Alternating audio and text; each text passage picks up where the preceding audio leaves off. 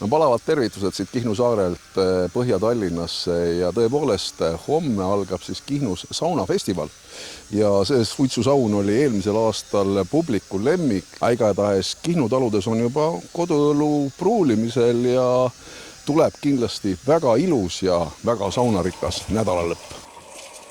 No me ikka tegelikult väga keerulist teed ei ole läinud, et kasutame siis maltoosat, suhkrut ja pärmi ja siis laseme 12 tundi sellel seista ja siis keerame kinni ja paneme keldrisse käärima.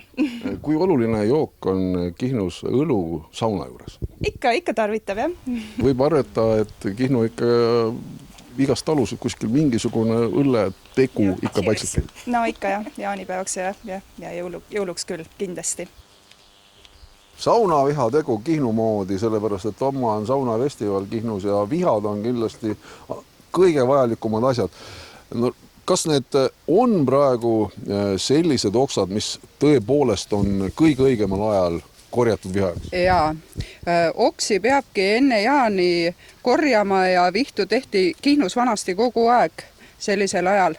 Et ei tehta kasevihta sellisest kasest, millel on juba urvad ja leinakasest ka ei kõlba teha. Ja viht peab tulema selline, et bios hoida on teda, ütleme, paras jagu. Et ei ole teda... No ütleme niimoodi, et katab selle biopesa ära.